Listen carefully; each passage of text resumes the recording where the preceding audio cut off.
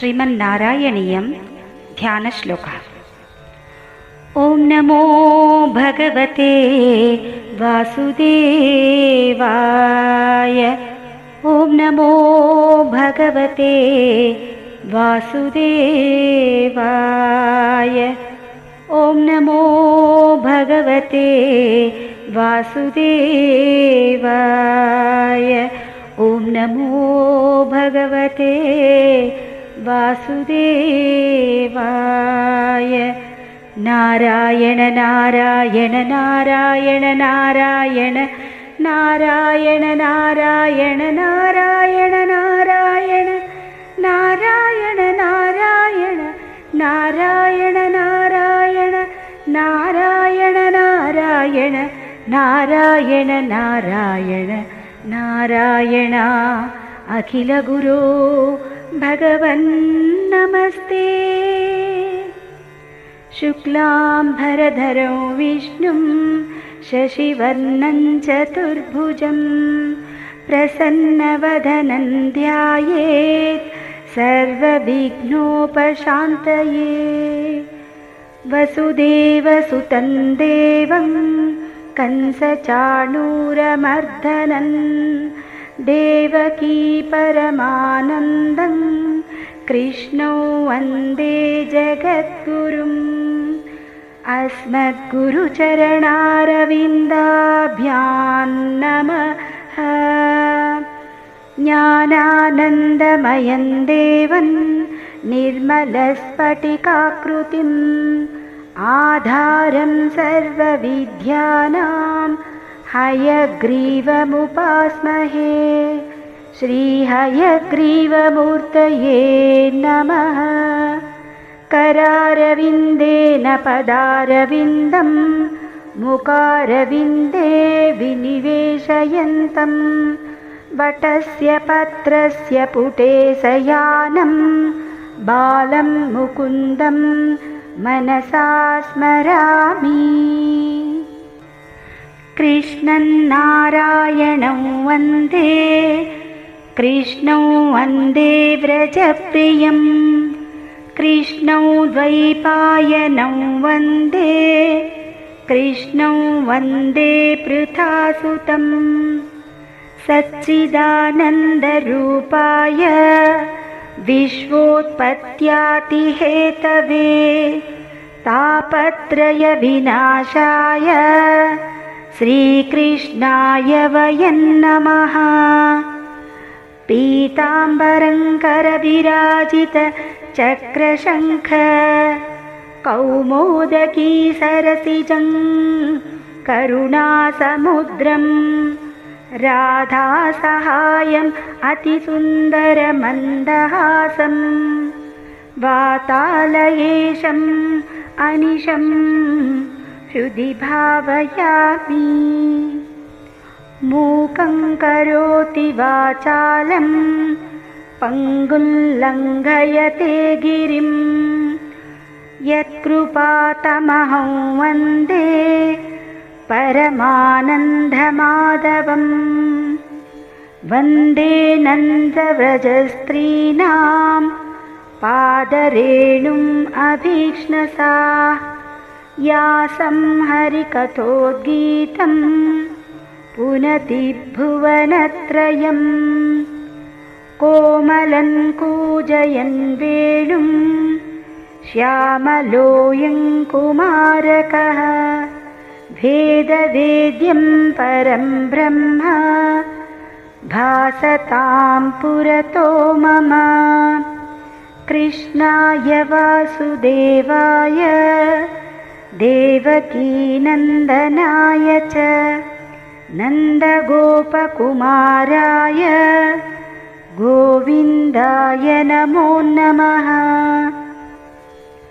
अच्युतं केशवं रामनारायणं कृष्णदामोदरं वासुदेवं हरिं श्रीधरं माधवं गोपिकावल्लभं जानकीनायकं रामचन्द्रं भजे।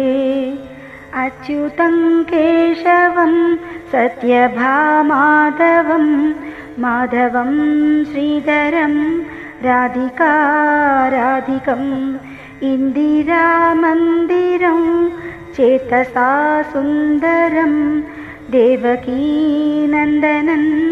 नन्दनं सन्ददे कस्तूरितिलकल्ललाटपटले वक्षस्थले कौस्तुभं नासाग्रे नवमौक्तिकं करतले वेणुं करे कङ्कणं सर्वाङ्गे हरिचन्दनं सुललितं कण्ठे च मुक्तावलिं गोपस्त्रीपरिवेष्टितो विजयते गोपालचूडामणिः सायङ्काले वनान्ते कुसुमितसमये सौकते चन्द्रिकायां त्रैलोक्य आकर्षणाङ्गं सुरवरकणिका मोहनापाङ्गमूर्तिं सेव्यं शृङ्गारभावैर्नवरसभरितैः गोपकन्या सहस्रैः वन्देऽहं रासकेळी रतमतिसुभगौ वस्य गोपालकृष्णम् आनीलश्लक्षणकेशं ज्वलितमकरसत्कुण्डलं मन्दहासं स्यन्दार्धं कौस्तुभश्री परिगतवनमालोरुहारापि रामं श्रीवत्साङ्कं सुबाहुं मृदुलसदुदरं काञ्चन चायचेलं चारुस्निग्धोरुमम्भोरुह ललितपदं भावयेऽहं भवन्तम्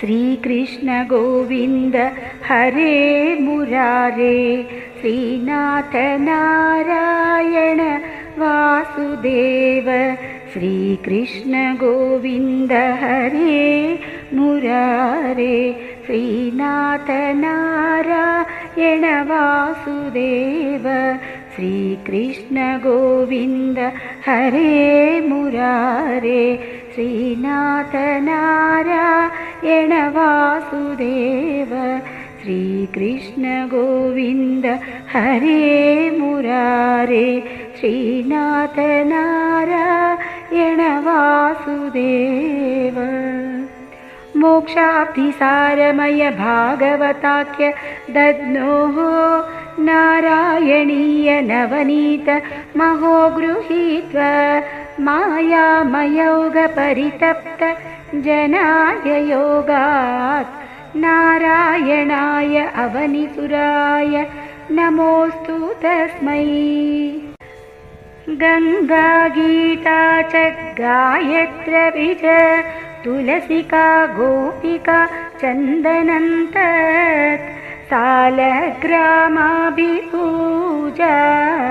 परपुरुष तदैकादशी नामवर्णा एतान् अष्टाप्य यत्नान् ऐकलिसमये त्वत्प्रसादप्रवृत्या क्षिप्रं मुक्तिप्रदानीत् अभिधदुरुषयस्तेषु मां सज्जयेता सान्द्रानन्दावबोधात्मकम् अनुपमितं कालदेशावधिभ्यां